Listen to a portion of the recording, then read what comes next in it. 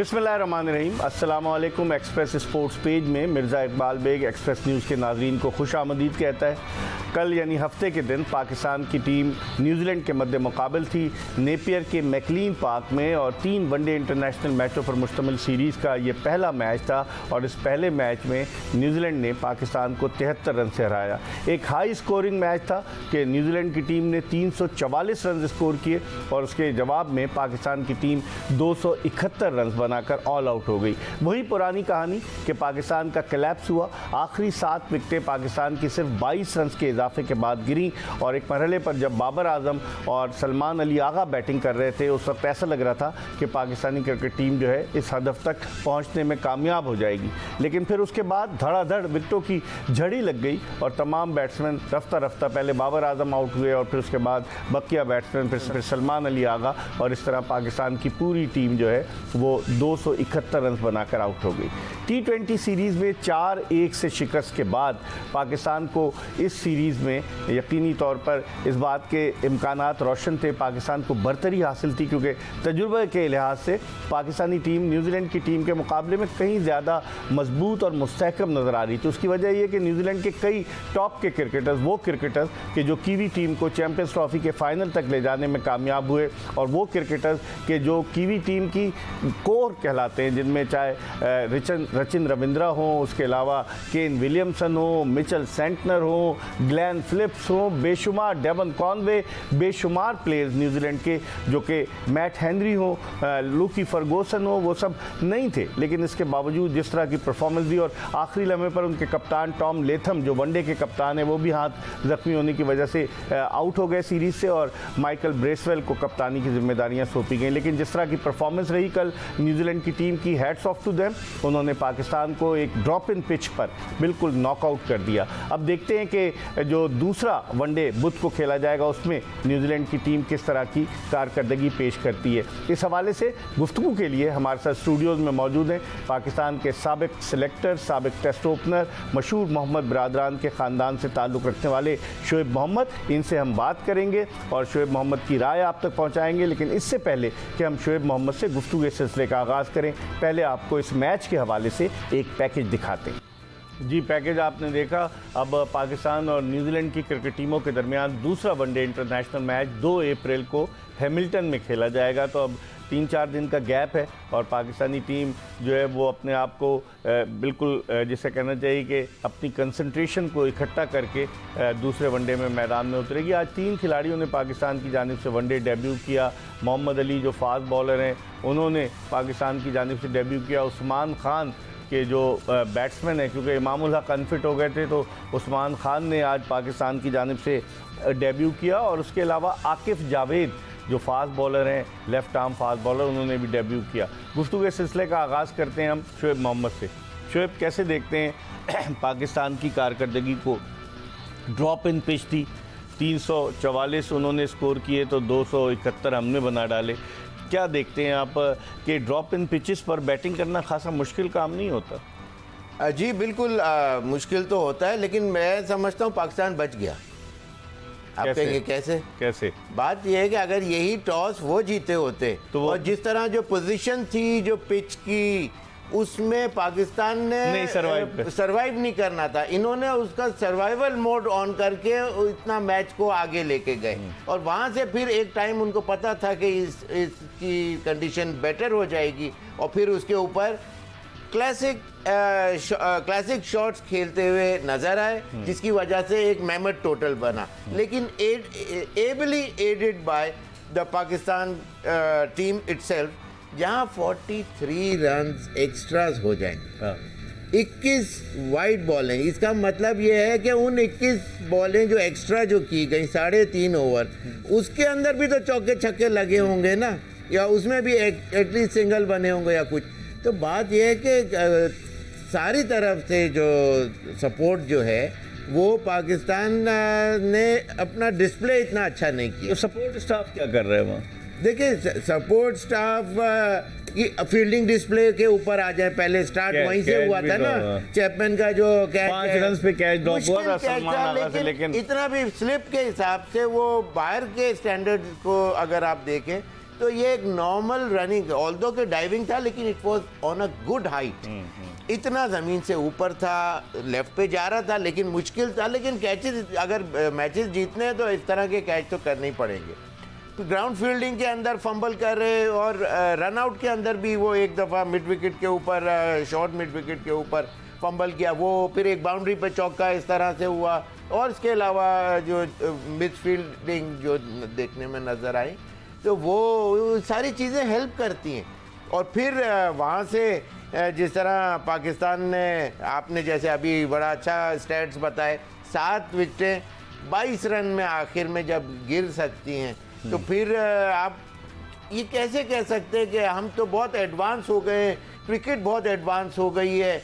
देखिए इकबाल भाई, बात एक इम्पॉर्टेंट सोचने वाली है, दुनिया में बहुत से लोग रात को पैदा हुए होंगे, हो सकता है शायद मैं भी रात को पैदा हूँ, लेकिन कल रात को नहीं। ऐसा बेवकूफ़ लोगों को दुनिया को बनाया जा रहा है, इसमें बहुत मेजर गलतियाँ। उनका 7 नंबर पे प्लेयर आके करेक्ट क्रिकेटिंग शॉट खेल रहा है, हमारा ओपनर सर यूं अपना सर बचा के खेल रहे हैं, तो इस तरह खेलना है तो फिर तो किसी को भी चांस दे दें। आप देखें उस्मान खान को 19 T20 खेलने के बाद, दुनिया भर का दौरा कराने के बाद आज उनका वनडे डेब्यू कराया गया, और वो भी इसलिए कराया गया कि इमामुल हक के पैर पे कल फील्डिंग में जो थ्रो कर रहे थे, थ्रो बैक, उसमें चोट लग गई थी। तो उस्मान खान मतलब लगते हैं आपको, कोई अगर अच्छी बॉलिंग आ जाएगी शोएब तो उनको पकड़ लेंगे जिस तरह से वो बल्ले चला रहे थे। देखिए जाहिर सी बात है कि जो इस तरह के जो प्लेयर्स होते हैं, आप दुनिया के चलें, अपने को आपको छोड़ देते, आप दूसरों से दुनिया से हमेशा इंसान देख के जो सीखता है ना, उसकी मिसाल आपको नहीं मिलती। कि आप दुनिया में अच्छे प्लेयरों को, जो कोच होता है वो क्या करता है, वो भी सिखाता है। इसी तरह आप देख के सीखना चाहें तो आप देख के सीख सकते हैं, लेकिन पाकिस्तान के अंदर वो देख के सीखना ही कोई नहीं चाहता। वो कहते हैं I am jack of all trade, हाँ मुझे तो सब आता है, मुझे कौन सिखा सकता है। तो ऐसी बात अगर होती तो पाकिस्तान का कुछ ग्राफ अच्छा नज़र आता है, एक कंसिस्टेंसी लेवल अच्छे प्लेयर की नज़र आती।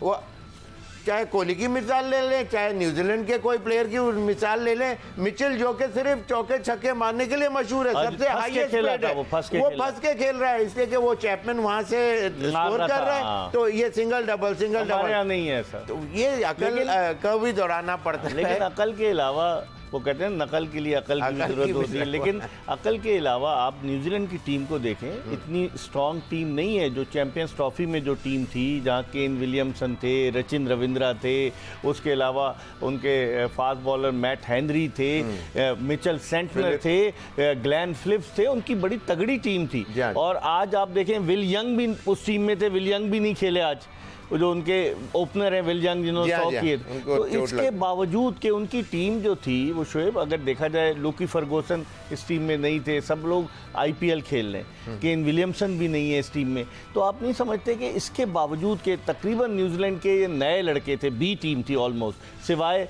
डैरल मिचेल के, माइकल ब्रेसवेल के और मार्क चैपमैन के, बाकी कोई इतने एक्स्ट्रा ऑर्डिनरी नहीं थे, इतने स्मार्ट प्लेयर्स नहीं थे। Absolutely spot on. बात यह है कि अगर जब चैपमैन और वो मिचेल की जो पार्टनरशिप है, उसके बाद उनकी भी आप वनरेबिलिटी देखें, उनके पास वो था ही नहीं, कहाँ कितना फंसा हुआ मैच, वो उनसे बॉल समझ नहीं आ रही, बॉल इतना मतलब बीट पे बीट हो रहे हैं या गलती करे जा रहे हैं, लेकिन आंख बंद करके चप्पू नहीं चला रहे कि बस यूं करके बस लग जाए। बैटिंग थी, सेंसिबल, एटलीस्ट फाइट। देखें कोई भी चीज को फाइट करके आपको आगे बढ़ना होता है। किसी दिन आपके वो अंधी चल जाती, जिसको पुराने जमाने में जैसे गली क्रिकेट जो तुल्लेबाज जो वो किसी दिन चलेगा, लेकिन आप जब सर्वाइवल के आपके पास गेयर हो, इक्विपमेंट हो, मेंटली आप तैयार हो, तो फिर आप फाइट करने की एबिलिटी रखते हैं और एटलीस्ट फाइट करके आगे जाना चाहते हैं। वो पाकिस्तान के प्लेयरों में नजर नहीं आती। ठीक है, आज जिस तरह से आज कह रहा हूँ कि जिस तरीके से पाकिस्तानी प्लेयर ने बैटिंग की इस वनडे में, पहले वनडे में आप देखें ना 7 विकेटें 22 रन पर गिर गई। इस पर हम मजीद बात करेंगे शोएब मोहम्मद से। शोएब मोहम्मद हमारे साथ मौजूद हैं, एक ब्रेक की तरफ बढ़ रहे हैं और ब्रेक के बाद जल्दी दोबारा आपकी खिदमत में हाजिर होंगे। Welcome back after the break. आप देख रहे हैं एक्सप्रेस स्पोर्ट्स पेज और हम बात कर रहे हैं पाकिस्तान और न्यूजीलैंड के दरमियान नेपियर न्यूजीलैंड में खेले गए पहले वनडे इंटरनेशनल मैच के हवाले से, जिसमें न्यूजीलैंड की टीम ने पाकिस्तान के खिलाफ 73 रन से कामयाबी हासिल की। पाकिस्तान के former test opener, former selector Shoaib Mohammad हमारे साथ मौजूद हैं। इनसे गुफ्तगू के सिलसिले को मजीद आगे की तरफ बढ़ाते हैं। शोएब, आपने न्यूजीलैंड का भी दौरा किया है, रन्स भी वहाँ स्कोर किए हैं, कैसे देखते हैं वहाँ की पिचेस पर? अगर मैं बात करूँ, अपने आप को एडजस्ट करने के लिए बैट्समैनों को क्या करना पड़ता है? देखिए, occupying the crease for longer, crease के ऊपर आप होंगे जो स्कोर होगा। थोड़े से कुछ मेयर फ्यू मिनट्स के लिए आप आके कोई हैवक नहीं क्रिएट कर सकते। वहाँ आपको शॉट्स खेलने पड़ते हैं, शॉट सिलेक्शन आपका अच्छा होना चाहिए, मेंटली स्ट्रांग होना। जैसे कि आपने देखा कि किस तरह बॉल मूव करता है, और हेडले के ज़माने में जब हम लोग थे तो हेडले दुनिया का फाइनेस्ट ऑफ बॉलर्स में था, जो उसका आर्क बनाना की तरह आउटस्विंग हुआ करती थी, तो और एक्यूरेसी कमाल की थी। तो बात यह है कि आपको सिंगल डबल्स के ऊपर हमेशा अच्छी बैटिंग या अच्छी जो एक इनिंग्स होती है उसके अंदर सिंगल डबल्स पे रिलाई करना होता है। ऑड बॉल के ऊपर चौका और बोनस आपका छक्का होता है। अगर ओडीआई में है तो ऑफ कोर्स छक्का स्टिल जरूरत होती है, लेकिन फिर भी सिंगल डबल जरूरी है, is the core, the crux of the innings. ODI की इनिंग्स में भी सिंगल डबल का ही काम है, वरना वही होता है जो हमें अक्सर देखने में आता है कि 50 ओवर से पहले ही पाकिस्तान टीम पूरी आउट हो चुकी है। आज भी यही हुआ, 50 ओवर से पहले ऑल आउट। अब बिल्कुल इसी तरह यही होता रहा है, तो गलती को रेक्टिफिकेशन प्रोसेस में जरूर डालें। ये ऐसा नहीं है कि मोहसिन नकवी साहब ऑफ कोर्स क्रिकेटर नहीं है, लेकिन उनके ऊपर भी जिम्मेदारी जरूर आती है। चलो शुरू में नहीं आई, लेकिन तो पाकिस्तान के अंदर दुनिया, पाकिस्तान में दुनिया के माने हुए टॉप मोस्ट प्लेयर्स हैं, जिनका आईक्यू, क्रिकेटिंग आईक्यू जो है माना जाता है दुनिया में, जो दुनिया में बाहर खेल के आए हुए, उनको अगर उस सेटअप में नहीं है, एटलीस्ट वो पाकिस्तान की हेल्प करना चाहते हैं। बहुत से लोग जो क्रिकेट को फ्लरिश करते हुए देखना चाहते हैं, नहीं, तो नकवी साहब उनको करीब नहीं लाते, और उन प्लेयरों को लाते हैं जो failures in their life time है, जिन्होंने 2-5 मैच खेल लेने का ये मतलब नहीं होता कि वो सक्सेस स्टोरी है। वो यस सर कहने के जबरदस्त उनको फन आता है। फिर वो चीज उनको बताएंगे उनके कानों के अंदर जो उनके बेनिफिट में हो, सही कह, और या उनके बेनिफिट में या उनका ब्लू आइट बॉय की जो बताएगा, फेवर में बात जो हो रही होगी वो बताई जाएगी। लेकिन इस तरह मीडिया वाले भी, इस तरह वहाँ हेल्म ऑफ अफेयर्स में जो लोग ऊपर बैठे हुए हैं वो इसी तरह बात करते हैं, और वो समझते हैं कि बस यही जो बात कर रहे हैं यही सबसे बेस्ट। लेकिन जब इन्होंने चार्ज लिया था गुज़िश्ता साल 6 फरवरी को चेयरमैन मुंतखब हुए थे, तो उन्होंने सारे टेस्ट क्रिकेटर्स को बुलाया तो था लाहौर के एक 5 स्टार होटल में। वो मुझे भी बुलाया था, मैं नहीं गया था। अच्छा, बात यह है कि आप every Tom Dick and Harry को बुला के, आपने अगर बुलाना है तो आप अपने कुछ लोगों को बेशक जरूर बुला लें, जो जिनका एक्सपीरियंस 1-2 मैच में है, वो तो खुद या 2-4 मैचेस अगर खेल लेना पाकिस्तान के लिए इज नो बिग डील। वो मैं आपका कोई फेवर में कोई चीज होगा तो आप मेरे लिए फाइट करके मुझे 1-2 मैचेस खिलवा देंगे। पाकिस्तान में तो फोन के ऊपर काम हो जाता है। तो इसी तरह से इसका ये मतलब थोड़ी है मुझे I am jack of all trade, मुझे सब चीजें आ गई हैं क्रिकेट का। आप जब कोई मुझसे बाहर जाके कोई पूछेगा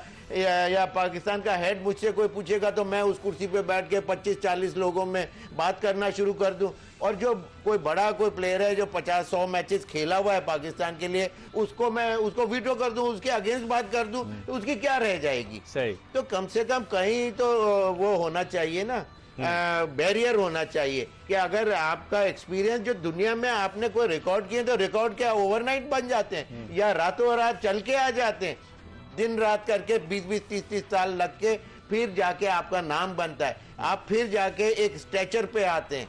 तो आपकी बातों से ये नतीजा अखज़ किया जाए कि मोहसिन नकवी साहब के इर्द गिर्द जो लोग हैं पीसीबी के चेयरमैन करना चाह रहे हैं, लेकिन वो उनको इस तरह से मिसगाइड कर रहे हैं, गलत उनको मशवरे दे रहे हैं। इसमें कोई शक ही नहीं, वरना इस तरह की एक तो ये टीम नहीं बनती, चैंपियन ट्रॉफी के अंदर ये टीम नहीं बनती, हर कोई उसके अंदर इतनी मेजर गलतियां, एक आध प्लेयर से भी बैलेंस इक्विलिब्रियम जो है वो खराब हो जाता है। यहाँ तो मेजर गलतियां करके बैठे हुए हैं, और ट्रैक रिकॉर्ड देख लें पिछले, अच्छी ज्यादातर जो है वो इजी सीरीज जीते हुए जिम्बाब्वे और इस तरह के आयरलैंड और इस तरह के। इस पर हम मजीद बात करेंगे। इस वक्त हमें टेलीफोन लाइन पर ज्वाइन किया senior sports journalist Abdul Majid Bhatti ने। इनसे बात करते हैं।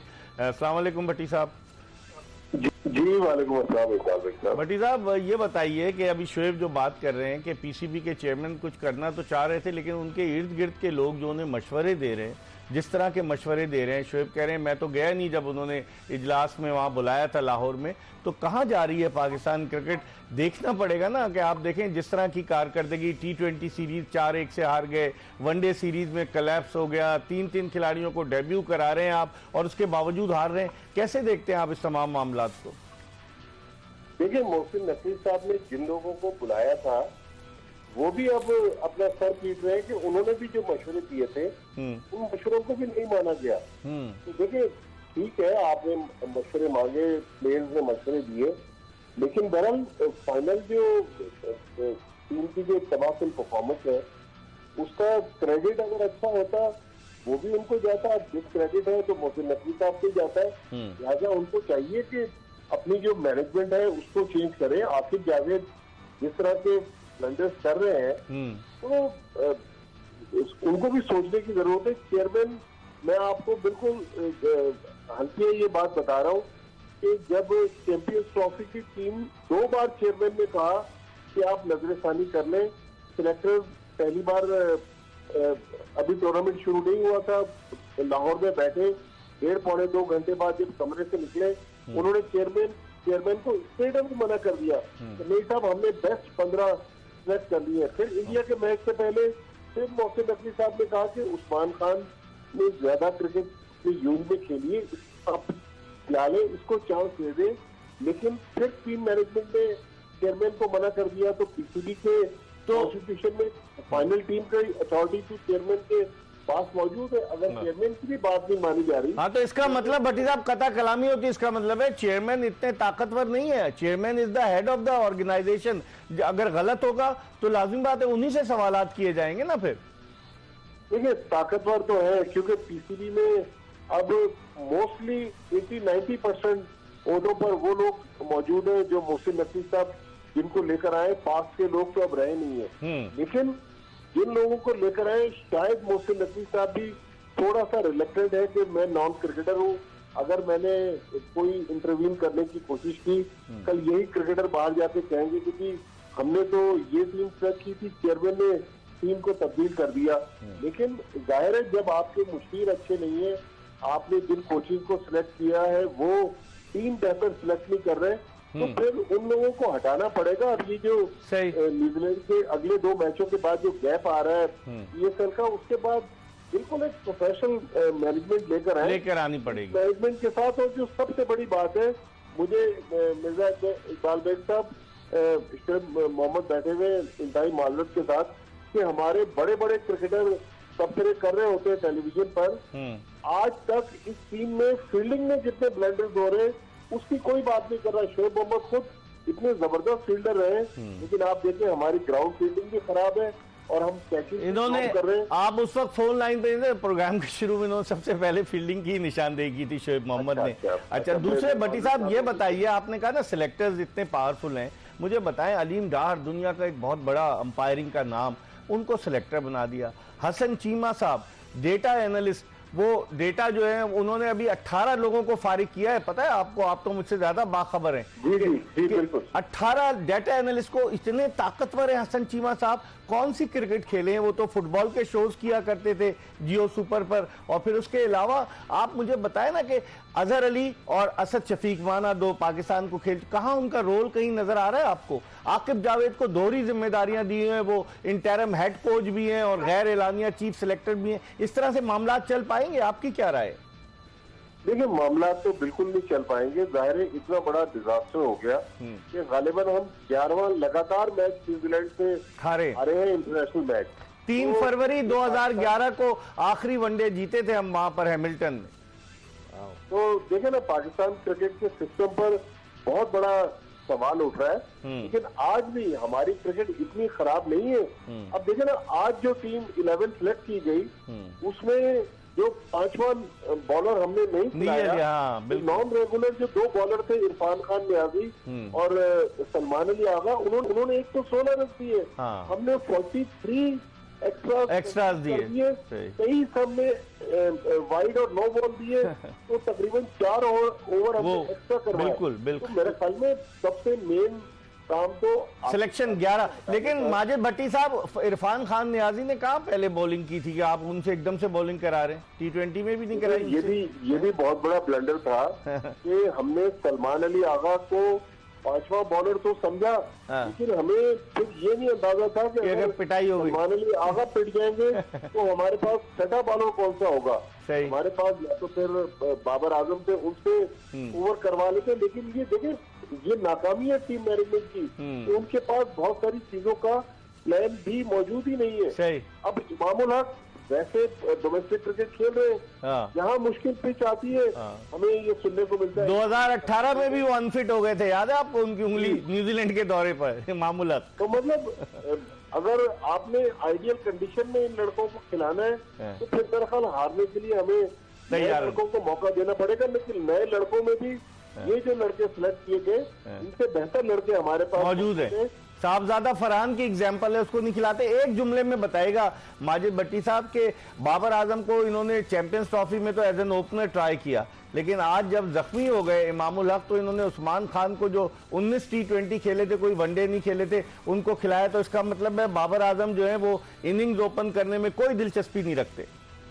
देखिए, वो तजर्बा तो चैंपियंस ट्रॉफी में भी नाकाम हुआ और ट्रायंगुलर टूर्नामेंट में भी नाकाम हुआ। यही तो मैं कह रहा हूँ कि ये गलती नहीं है, ब्लेंडर से ब्लेंडर हो रहे, ब्लेंडर के बाद ब्लेंडर। सही। जब आप गलतियां कर दें तो इसका मतलब है कि आपके हेड कोच बिल्कुल सोए हुए हैं, वो किसी की समझ में बात ही नहीं समझ रहे, ना किसी की तजवीज मानने के लिए तैयार है। तो फिर जब आपको पता है कि बीमारी बहुत ज्यादा बढ़ जाए, तो फिर डॉक्टर कहते हैं कि भाई अब जिस्म का उस हिस्से को निकाल देना चाहिए। नहीं, पहले भी तो माजिद भट्टी साहब पहले भी तो सर्जरी कर रहे थे 9 जून को इंडिया के खिलाफ हारने के बाद। अब आप क्या करेंगे। आपका बहुत बहुत शुक्रिया, आपने हमें वक्त दिया। और माजिद भट्टी साहब जिस तरह बात कर रहे थे आकिब जावेदकी के हेड कोच, आप देखेंगे जो असिस्टेंट कोच हैं, जो बॉलिंग कोच है महमूद, वो क्या फरमाते हैं। वो कहते हैं कि अगर हम कोई टूर्नामेंट से तो बाहर नहीं हुए, टूर्नामेंट तो नहीं आ रहे, हम तो सीरीज हारे हैं। जब T20 आ रहे तो कोई उनसे पूछे कि चैंपियंस ट्रॉफी से कौन बाहर हुआ था, कोई उनसे पूछे कि गुज़िश्ता साल T20 वर्ल्ड कप से कौन बाहर हुआ था, कोई उनसे पूछे 2023 के 50 ओवर्स के वर्ल्ड कप से कौन बाहर हुआ था। सबकी दुकानें चल रही हैं और क्रिकेट यूं ही रुस्वा होती रहेगी। हम एक ब्रेक की तरफ बढ़े हैं, जब ब्रेक के बाद वापस आएंगे तो शोएब मोहम्मद से गुफ्तगू के सिलसिले का दोबारा आगाज करेंगे। ब्रेक के बाद एक मरतबा फिर पाकिस्तान के former selector, former test opener, Pakistan के मशहूर मोहम्मद बरादरान के ख़ानदान से ताल्लुक़ रखने वाले शोएब मोहम्मद के साथ आपको शो में खुशामदीद कहते हैं। और ब्रेक पर जाने से कबल अब्दुल माजिद भट्टी, सीनियर स्पोर्ट जर्नलिस्ट, अपनी राय का इजहार कर रहे थे। शोएब, क्या कहेंगे आप? देखिए, भट्टी साहब ने बिल्कुल सारी बातें, अलग अलग मौज़ूओं के ऊपर जो बात हुई, वो सारी बातें में वज़न था, सही बातें थी, लेकिन बात वहीं घूम फिर के आती है कि राइट मैन राइट जॉब होना बहुत ज़रूरी होता है। उनको, मोहसिन साहब को भी चाहिए कि वो एटलीस्ट वो बैलेंस तो करें कहीं। बिल्कुल एक तरफ जो है गाड़ी टिल्ट हुई है, गाड़ी टिल्ट हुई हुई है, एक तरफ सारा वो पहले मिनी बसें होती थी ना, एक तरफ ही झुक रही होती, लोड ज़्यादा होता है। जब बात ये है कि यहाँ के बहुत से प्लेयर्स, मेरा एक स्ट्रॉन्ग व्यू पॉइंट है और वो ये है कि बहुत से ये जो प्लेयर्स हमारे पाकिस्तान टीम में नए प्लेयर आके जैसे T20 सीरीज वगैरह में भी खेले और वहाँ आके यहाँ बाहर आके तो वो एक्सपोज हो जाते हैं, इसलिए कि उनका सर पैर कहीं होता है और वो आके टेक्निकली पाकिस्तान के अंदर स्टैंडर्ड ऑलरेडी लो है, पिचेस लो है, बाउंस्ड हैं, तो यहाँ तो वो स्कोर कर लेते हैं। और यहाँ के फील्डर भी उस स्टैंडर्ड के नहीं होते कि जो दुनिया में आपको सामने कन्फ्रंट करने पड़ते हैं कि हवा में out of thin air plug out कर लिया एक कैच डाइव मार के, उस तरह भी नहीं देखने में आता यहाँ बाहर। तो और जब यही प्लेयर जब बाहर जाते हैं तो बॉलर भी अच्छे मिलते हैं, मुश्किल विकेटें भी होती हैं, फील्डर भी अच्छे होते हैं, टैक्टिक्स भी बहुत ज्यादा अच्छी होती हैं जो यहाँ। तो इसलिए बाहर जाके, तो इसीलिए मेरा कहने का मतलब है, बार बार मैं एक पॉइंट ऐसा लगता है शायद रिपीट प्रोग्राम चल रहा है इसीलिए एम्फेसिस देता हूं कि करेक्ट क्रिकेट खेलने वाले के ऊपर मेहनत करें, उसके साथ लेके चलें। कौन करेगा मेहनत, ये भी तो सवाल है। मेहनत करने के लिए प्लेयर तो हैं अच्छे, टेक्निकली एबिलिटी रखने वाले। मैंने पिछले प्रोग्रामों में भी आपके ओएस का और रियाज का नाम लिया। आजान भी है बिल्कुल। तो बात यह है कि उस तरह के जो प्लेयर्स अच्छे होंगे, ये वो प्लेयर हैं जो 10 साल आपको सर्विस देंगे पाकिस्तान को। आप उन प्लेयरों को लेके जा रहे हैं जिनका सर पैर नहीं है एक जगह आ रहा, जो दूसरी टीमों के 7 नंबर से बुरा खेल रहे हैं टेक्निकली आपकी ओपनिंग स्लॉट्स के अंदर जाके, तो फिर आप don't expect miracles out of these players. लेकिन आपने 7 नंबर की बात की, आज डेब्यू किया कल उसने, जो पाकिस्तानी निजात है मोहम्मद अरसलान अब्बास, 10 घंटे का फर्क भी तो उसने मोहम्मद अब्बास उसने जबरदस्त बैटिंग की, लग रहा था कॉन्फिडेंट था, स्ट्रोक्स जो उसने खेले वो टेक्निकली अच्छे स्ट्रोक्स खेले। उसके अब्बा रजा अब्बास जो थे वो पाकिस्तान में फर्स्ट क्लास क्रिकेट खेलते थे। 2003 में जब बांग्लादेश की टीम पाकिस्तान आई थी तो उनके वालिद को बुलाया गया था, लेकिन वो नहीं खेल पाए कैंप वगैरह के लिए। फिर वो लाहौर से खेले, वो ZTBL से खेले, रेलवे से खेले, इंग्लैंड चले गए, इंग्लैंड से न्यूजीलैंड चले गए, अब अपने बच्चे की कोचिंग कर रहे हैं। आपको पोटेंशियल नजर आया मोहम्मद अब्बास में? देखिए, सबसे पहले एक चीज facial expression, body language spot on. बिल्कुल, कहीं उसने बच्चे ने ये अपने, अगर ये यहाँ होता ना अभी तक बस के धक्के खा रहा होता कि ग्राउंड पे पहुंच जाऊं, वहां किसी तरह मेरी ये बारी मिल जाए। सही कह रहे हैं आप। इस तरह के बच्चों के साथ बहुत ज्यादती होते हुए मैंने देखा है और बड़ा अफसोस। और वहाँ पढ़ाई भी कर रहे हैं वो वेलिंगटन यूनिवर्सिटी में। बॉडी लैंग्वेज और जो स्ट्रक्चर है उसका साफ लगता है कि उसने मेहनत करी भी है उस बच्चे ने। उसके मसल्स देखें, उसका टॉर्सो देखें, उसका रनिंग बिटवीन द विकेट क्या जबरदस्त थी, बहुत लाइटनिंग फास्ट, बिजली की तरह। उसने एक, जब वो बाबर के हाथ में गई वो फंबल ही करता है, फिर उससे फेंका ही नहीं गया वो, इसलिए कि उतना पेस उसकी तेज थी जिस स्पीड से वो भाग रहा था सेकंड रन के लिए।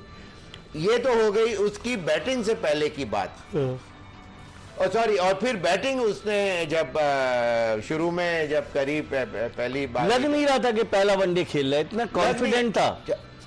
Time, pace of the ball, placement, एक वो यॉर्कर जैसी एक आई तो उसने यूं करके स्लाइड किया तो थर्ड मैन की तरफ चौका हुआ। वरना पावरिंग शॉट जो थे वो क्लियर कर रहा था, शॉर्ट पिच डिलीवरी को स्क्वायर लेग के ऊपर खेलना मांग रहा था। उससे अच्छा शॉट एक जो शुरू में जो था, थम्पिंग कवर के ऊपर छक्का मारा था, जो शुरू में उसका पहला एक प्लेयर हिट की। इसका मतलब जब मेहनत करे ना तो फिर वो चीज रिजल्ट नजर आती है। और हमारे यहाँ चौके छक्का देख के तो बड़ा खुश हो जाते हैं, लेकिन किस मुश्किलात में की है, आसान विकेटों पे की है। और बॉलिंग का स्टैंडर्ड क्या था, असेसमेंट जो है ना, यू गॉट टू, मैं बार बार एक फिर वापस वो रिपीट होगा कि you got to read in between the lines how good a player is, what weightage, what mettle he is made of, how strong he is at the knees. सही, ये चीजें जब पता चलती हैं आपको रीड करना आना चाहिए। हर एक कोई अंग्रेजी या उर्दू पढ़ तो लेता है, लेकिन लाइन के बीच में क्या लिखा है उसकी असेसमेंट, उसका नापतोल जिन प्लेयरों को आता है वो प्लेयर अच्छे पिक एंड चूज करते हैं। हमारी गुफ्तगू का सिलसिला जारी रहेगा। शोएब मोहम्मद हमारे मौजूद हैं। प्रोग्राम के आखिरी ब्रेक की तरफ बढ़ रहे हैं और ब्रेक के बाद दोबारा आपकी खिदमत में हाजिर होंगे। प्रोग्राम के आखिरी ब्रेक के बाद एक मरतबा फिर पाकिस्तान के साबिक टेस्ट ओपनर, साबिक सेलेक्टर शोएब मोहम्मद के साथ शो में आपको खुश आमदीद कहते हैं। हम बात कर रहे हैं पाकिस्तान और न्यूजीलैंड की क्रिकेट टीमों के दरमियान हफ्ते को खेले गए पहले वनडे इंटरनेशनल मैच के हवाले से, कि जिसमें पाकिस्तान को 73 रन से शिकस्त हुई। और जिस तरह की कारकर्दगी पाकिस्तानी टीम ने पेश की और जो कॉम्बिनेशन था, हम शोएब मोहम्मद से उसके हवाले से भी बात करते हैं। शोएब, 3 खिलाड़ियों को डेब्यू कराया और आपने बड़ा सही पॉइंट रेस किया कि माजिद भट्टी ने भी कहा था कि इन्होंने 5वां बॉलर ही नहीं रखा।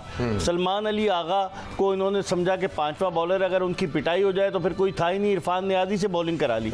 तो आप नहीं समझते कि कम अज़ कम एटलीस्ट अगर 5 रेगुलर बॉलर आप रखें, एक चल जाता है कि ऑलराउंडर है वो उसको पार्ट टाइमर जो है उसको इस्तेमाल कर लें। यहाँ कितना बड़ा ब्लंडर किया आपने कि 5 रेगुलर बॉलर ही नहीं रखे।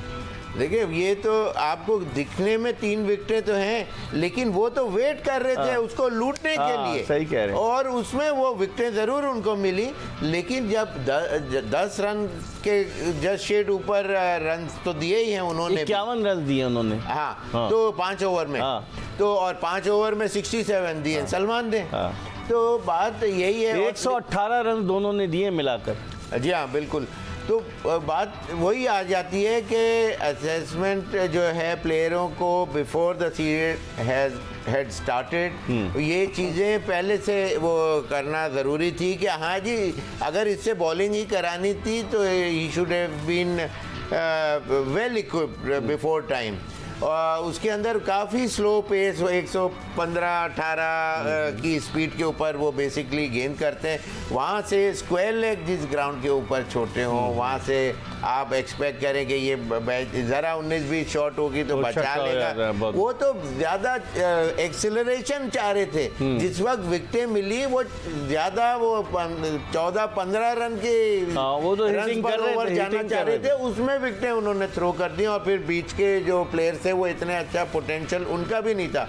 बेसिकली चैपमैन की तारीफ करनी पड़ेगी, बार बार 19 बाउंड्रीज लगाई हैं, जिसके अंदर उन्होंने 13 चौके और 6 छक्के हैं। 131 तो बाउंड्री को क्रॉस किया 19 दफा।